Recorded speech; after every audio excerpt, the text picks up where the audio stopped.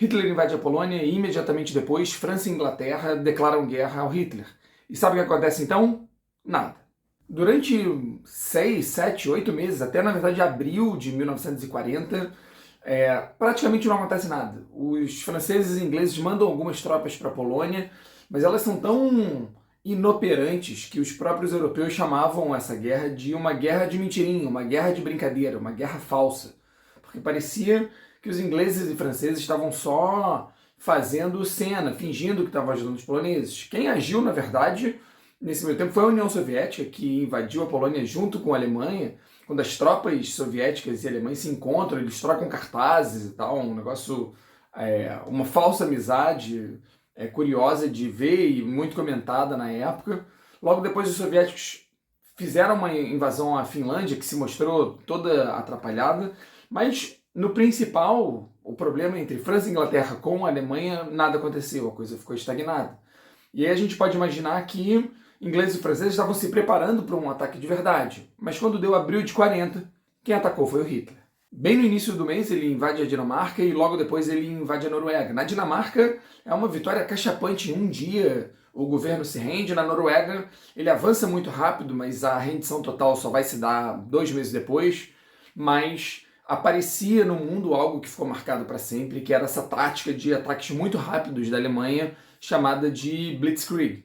E ali ficou claro que toda a política de apaziguamento da Liga das Nações, da Inglaterra e da França tinha sido equivocado. Ali fica muito claro que o Hitler estava tripudiou de tudo aquilo, nunca teve a intenção de parar, sempre teve a intenção de se expandir e agora estava fazendo. Então o primeiro-ministro inglês, o Chamberlain, ele acaba sendo afastado, porque ele foi o cara que mais defendeu essa ideia, e sobe ao poder na Inglaterra o homem que há muitos anos vinha alertando os ingleses, o parlamento inglês, o governo inglês, para o problema, a ameaça que o Hitler representava, que era o Churchill. Não era uma escolha tão simples assim, o Churchill era muito mal visto por alguns setores, parecia um cara que não se adequava direito ao governo inglês, o próprio rei não gostava muito dele, mas ele, que era um anticomunista ferrenho e vai ter um papel muito importante no começo da Guerra Fria, ele sempre dizia, olha, eu sou anticomunista e tal, mas o Hitler é um problema de outra ordem. E a gente tem que ficar atento,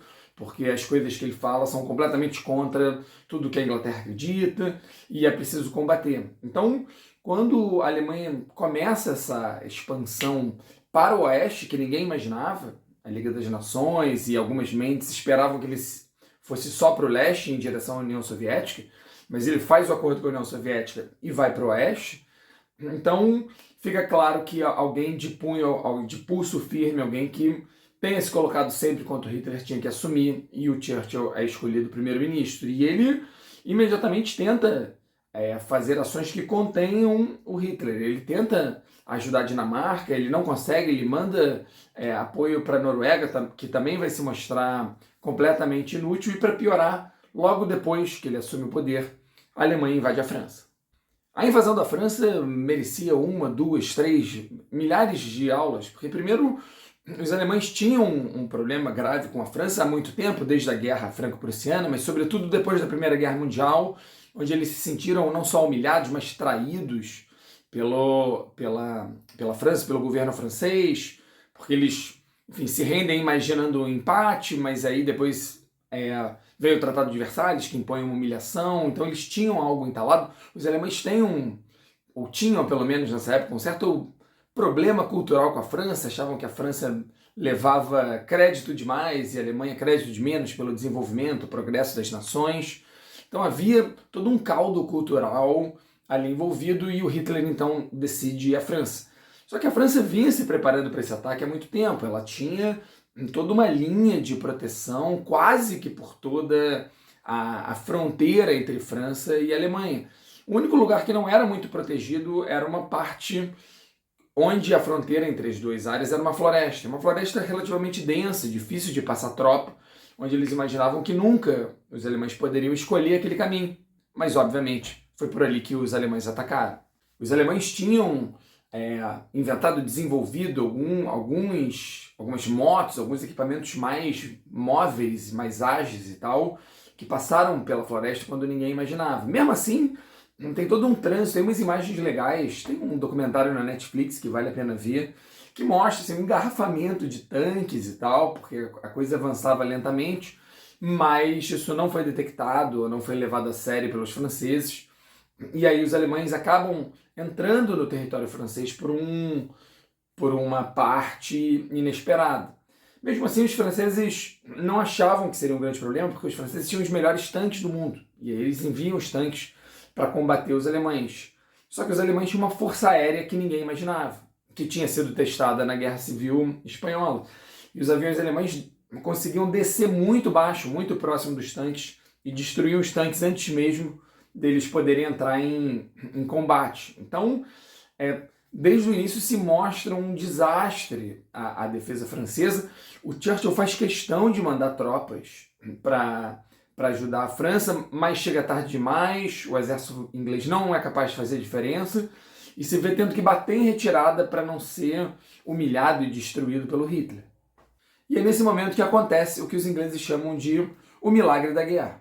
Quando os ingleses se dão conta de que não há salvação, que a França vai ser derrotada, há uma ordem para eles se retirarem. Só que a retirada é uma ação difícil, porque você está correndo desesperado, vira as costas para o inimigo, e de qualquer maneira a saída é muito lenta, porque você para no porto, né? A Inglaterra tem que atravessar o Canal da Mancha, e não há navios para transportar todos de uma vez, e é preciso dezenas de milhares de soldados ficam na praia durante vários dias, com o exército alemão chegando. Só que, estranhamente, o exército alemão não usa a força total contra as tropas inglesas estacionadas no litoral. Por quê? Isso aqui é interessante, ninguém sabe direito. Há uma especulação de que talvez aquilo tenha sido uma demonstração de boa vontade do Hitler para com os ingleses. Embora ele soubesse que o Churchill nunca ia dar mole para ele ou para os alemães, ele sabia que tinha gente na Inglaterra que já vinha falando de fazer um acordo com ele. Então era quase que ele demonstrando, olha, meu problema não é com a Inglaterra. E ele sempre disse que o problema dele não era com a Inglaterra. Então talvez tenha sido uma demonstração, uma tentativa de dizer, olha, dá para conversar comigo, eu sou razoável. Há uma outra explicação mais técnica, digamos assim, de que o exército alemão estava muito cansado, porque vinha de algumas ações muito intensas, e que os tanques alemães não eram adequados para aquele território, isso podia trazer problemas. Então, um motivo ou outro, o fato é que os alemães dão uma trégua, até bombardeiam a região, mas não com a intensidade possível, e a maior parte dos ingleses consegue fugir. Num determinado momento, a conta que o Churchill faz é, se a gente salvar 10% dos soldados é muito bom, e ele vai salvar, se eu não me engano, 60% dos soldados, alguma coisa assim. Então, é um milagre muito comemorado na Inglaterra, mas que o Churchill espertamente faz um discurso alertando, olha, não se ganham guerras com retiradas. Tudo bem, vamos comemorar a vida dos nossos soldados, mas vem muita coisa pela frente. O que os ingleses imaginavam acontece, em pouco mais de um mês, os alemães conseguem invadir, derrubar o governo francês, obrigar o governo francês a assinar uma rendição humilhante, tão humilhante quanto tinha sido a da Alemanha na Primeira Guerra Mundial. Eles são obrigados a dividir o território em duas partes, uma parte fica teoricamente independente, mas com um governo pró-nazista, a outra parte fica ocupada de fato pelo Hitler. Tem uma foto muito famosa do Hitler na Torre Eiffel e tal, ali com a Torre Eiffel atrás dele, meio orgulhoso, bastante orgulhoso e tal. Também tem muitas fotos de tropas nazistas marchando na Champs-Élysées, ali em frente ao Arco do Triunfo e tal. Então, eles vencem a guerra, o Churchill se vê obrigado a destruir a marinha francesa para que os alemães não se apoderem disso e não usem isso contra a Inglaterra. E nesse momento, o Churchill faz um dos seus mais belos discursos. A guerra, ele produziu uns 3 ou 4 belíssimos discursos, mas nesse momento ele produz um discurso muito importante, dizendo que a Inglaterra tinha que lutar de qualquer jeito, mas eu comentei esse discurso num vídeo separado, que está depois desse aqui. O fato é que depois, como o Churchill, a Inglaterra não se rende, mas não aceita fazer um acordo com Hitler, o Hitler manda planejar uma invasão à Inglaterra. A marinha alemã e a força aérea eles planejam ali ataques, como fazer. O Hitler olha o plano da Marinha e diz, não, olha só, não dá para invadir a Inglaterra, é muito difícil. Vamos fazer o seguinte, vamos seguir o plano da Força Aérea, vamos bombardear os caras até eles desistirem, como a gente fez lá na Guerra Civil Espanhola. E aí vem a chamada Batalha da Inglaterra.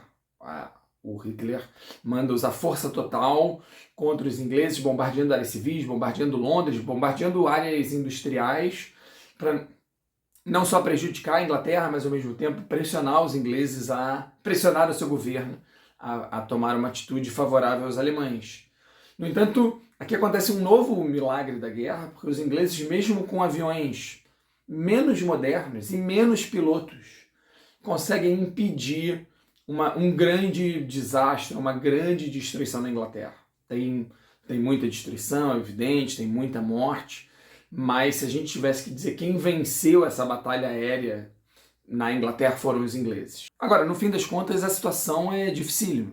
A Alemanha tomou o Oeste, não tomou Portugal e Espanha, que eram governados por líderes conservadores, que não entraram na guerra, mas eram simpáticos ao governo do Hitler. Fora isso, você tem a Itália no sul, você tem a Alemanha no centro, está todo mundo ou neutro ou com Hitler, e você tem o leste, a União Soviética, que também fez um acordo com Hitler. Então, a situação é desesperadora. A única esperança do Churchill é convencer os Estados Unidos a entrarem na guerra, mas isso não parece que vai acontecer, a não ser que um fato novo aconteça, como vai acontecer em outro vídeo. Mas esse termina de maneira meio sombria.